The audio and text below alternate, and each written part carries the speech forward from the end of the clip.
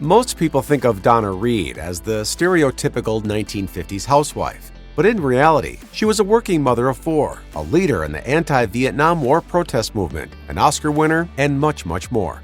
According to Donna Reed's own account in Guideposts, she was fortunate to have an aunt out in Los Angeles who let her stay after Reed graduated from high school so she could attend Los Angeles City College. Reed had $60 on her person when she set out for LA. But once there, she quickly settled in and before long was dubbed the campus queen. At LACC, Reed studied stenography and office efficiency. Whether it was the publicity surrounding that campus queen title or her performances in college productions, Reed soon drew the notice of Hollywood talent scouts. This led to a contract with MGM.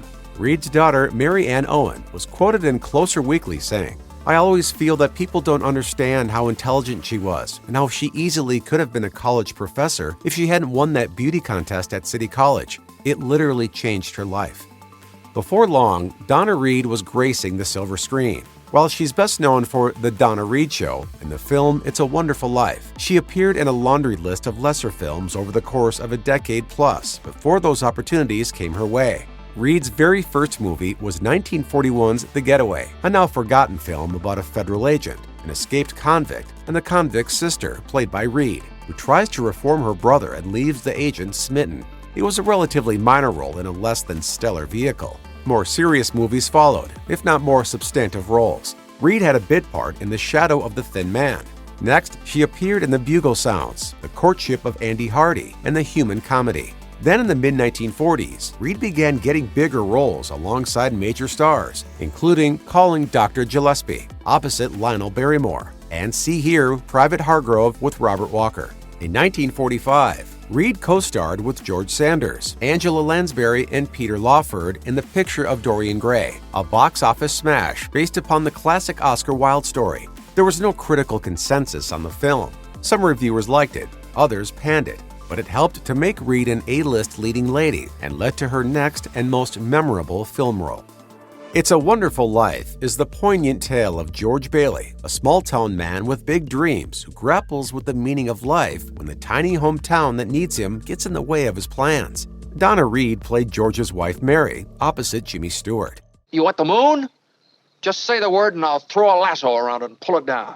When Reed starred alongside Stewart in the now iconic film, she was only 25. On set, Stewart was reportedly nervous around Reed, and according to Reed's daughter, Stewart held Reed accountable for the movie's poor box office performance when it opened. Despite a disappointing showing upon its release, It's a Wonderful Life withstood the test of time and landed Reed in the pantheon of classic movie stars.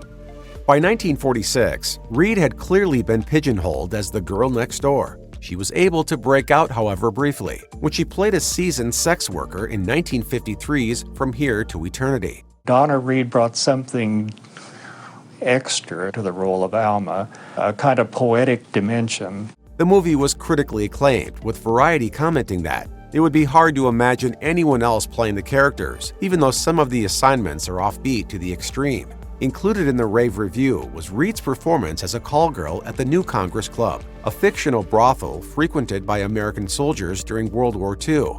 Variety went on to praise Reed, saying that Miss Reed, too, has a change of pace and reveals an ability for meaty, dramatic work scarcely suspected from her previous assignments. The role would earn Reed the Oscar for Best Supporting Actress in 1954, beating out Grace Kelly and Thelma Ritter, among others. In her acceptance speech, Reed said, "It was a wonderful experience, from here to eternity, but I think even more wonderful is from eternity to here." Notwithstanding that Oscar, The Donna Reed Show, which ran from 1958 to 1966, could be Donna Reed's most enduring legacy. Set in the fictional middle-class town of Hilldale, the show was developed and produced by Tony Owen, a fellow Midwesterner and Reed's second husband. Reed's sitcom rarely, if ever, tiptoed close to divisive topics like feminism, social inequality, race relations, and so on, preferring instead to explore issues like misplacing one's wedding ring, a teenage son's misadventures in buying a car, and trying to sleep on a long plane trip. Donna has her faults. See? Tell them, dear. Like what? Well, she can't hit left-handed pitching. Still, Reed insisted that the show had universal appeal. She told a 1960 interviewer from the Pennsylvania newspaper Standard Speaker that the show aimed to depict 1950s life in places like her old hometown, saying, "The series is more like my life might have been had I never left my hometown of Denison, Iowa. On the show, we have our problems, laughs, and above all, our need for love and friendship." If Reed detected any contradiction in her own pursuit of a career while telling stories about a woman happy to be a homemaker, she didn't seem troubled by it. Every woman you call just a housewife is a nurse, a psychologist, a diplomat, and a philosopher. The show did provide an entertaining escape for millions during the early to mid-1960s, a time during which the Vietnam War and civil rights movement were gaining steam and second-wave feminism was finding its voice.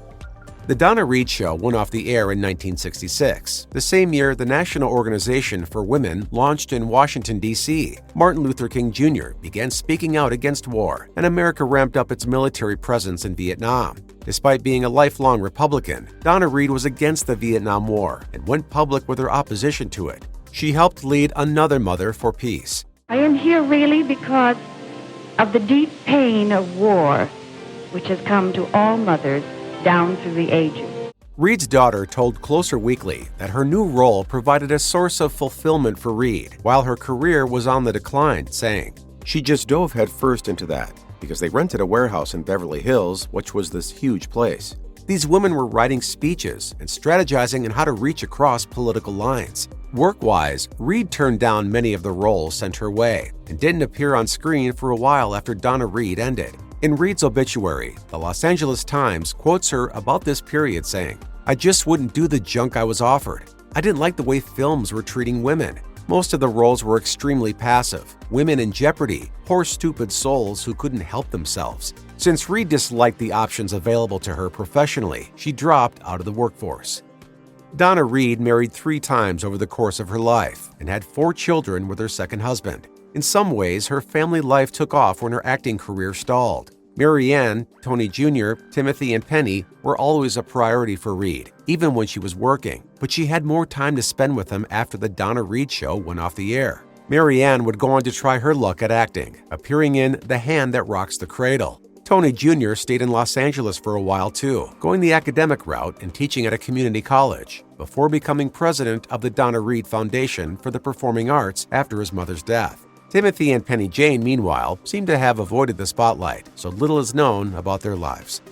What would have been unheard of for her TV housewife character, divorce, became a reality for Donna Reed after the show she had collaborated with her husband on ended and their children grew up. In 1971, she split from Tony Owen, ending 25 years of marriage. Reed's daughter, Mary Ann Owen, told Closer Weekly that, "She and my father kind of climbed this mountain together doing the show, and then she really blossomed doing the anti-war work and really became a liberal." Owen pointed out that, despite it being Reed's second marriage, her mother was relatively young when she married Tony, and Reed had been working non-stop since she joined MGM at the age of 21. Without the TV show and their young family to hold them together, Reed and Owen found it hard to make things work. Reed told The Morning Call around that time, "Getting divorced was terrible, but it was also terrible being married. You have to decide which is worse. Nothing new really happened. He didn't change and neither did I. It was always a difficult marriage. We were so different in temperament." In her later years, Donna Reed would make a triumphant return to television as part of the cast of Dallas, the popular 1980s primetime drama about the fractious family of a Texas oil tycoon. In Season 8 of the show, Reed appeared as Miss Ellie Ewing, the matriarch of the clan, briefly replacing Barbara Bel Geddes in the role. According to her daughter, Reed liked the idea of playing another mother who holds her family together. Ellie Ewing, after all, is a stand-by-your-man kind of woman who teaches her children that blood runs thicker than water, if not necessarily oil.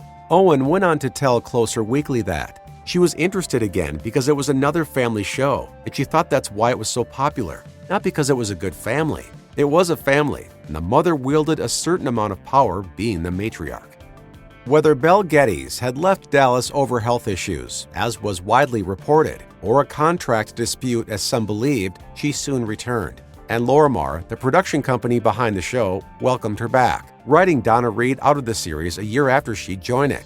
Reed was suddenly out of a job. In 1985, Reed sued Lorimar for breach of contract. Reed had signed a 3-year contract with Lorimar, and had been let go after only one. The actress eventually accepted a $1 million settlement that included the freedom to work for whomever she wanted. But before she had a chance, fate intervened in the form of a devastating medical diagnosis.